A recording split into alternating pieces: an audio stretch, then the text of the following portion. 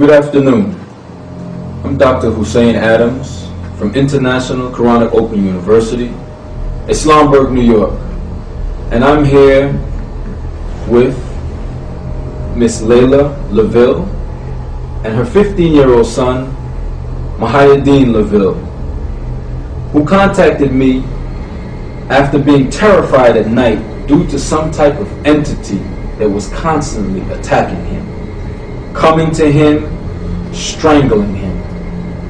Mahayadeen stated that his breath was being taken away from him and he was being suffocated while sleeping. These episodes took place for 2 to 3 months. Mahayadeen, can you briefly explain to us what transpired during this time? About 3 months ago, every night I would go to lay down. I felt as though I was being physically wounded by sounds in the sleep. Every time I went to lay down, I felt a suffocation feeling as though I was being strangled. There was nothing there. And I couldn't sleep. And all this was transpiring. I lost my appetite with eating, and this was happening for about 2 to 3 months or so, every night.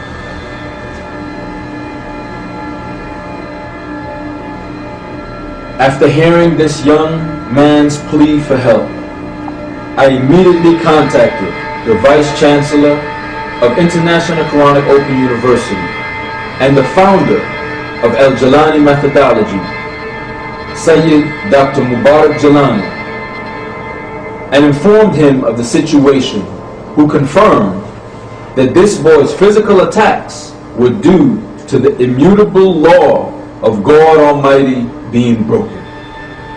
Dr. Jalani informed Miss LaVille and her son that these were his evil deeds that had taken form, and these are the consequences that youngsters all over the world are suffering due to the viewing of such horrible movies as Avatar and Legions. These films are being allowed because it has become a part of a plan to destroy the entire world. This is not only terrorism, but the worst kind of genocide, and it is being done through Hollywood. What is the remedy? Modern day psychiatry has no answer. Miss LaVille, at what point did you notice a change in your son's behavior?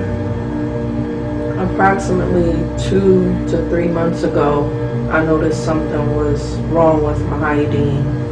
I could physically see that he was very tired. I also noticed that he had stopped eating. Mahayadeen would not be sleeping at all. He also began to leave all the lights on in the home at night and complained of just being extremely tired and exhausted.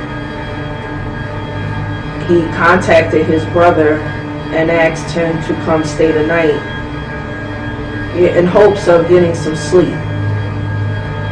That particular night, Mahayadeen woke up out of his sleep after dozing off, screaming, at which time I asked Mahayadeen what was going on. And he just stated that he wasn't getting any sleep and was very frustrated and agitated.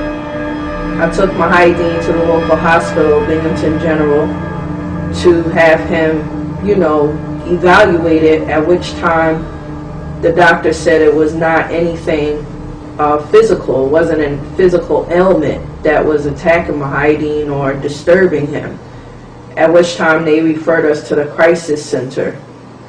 He was seen by a psychiatrist at that time and was evaluated as having a mood disorder. We were then referred to see another psychiatrist on a regular basis, and they prescribed Tylenol PM and Benadryl. Immediately after being discharged, I contacted Dr. Hussein Adams, knowing that Muhyiddin definitely had something more than a mood disorder, and that Tylenol PM and Benadryl would not cure, in hopes that Dr. Adams could assist us in getting the help that Muhyiddin quite obviously was in need of. Dr. Jelani then called Muhyiddin to the telephone and treated him with the famous El Jelani methodology, reciting chapters of Holy Quran and declaring on behalf of the covenant of Sulaiman alayhi salam, O entity, leave his body, for this boy has sought forgiveness and has been forgiven.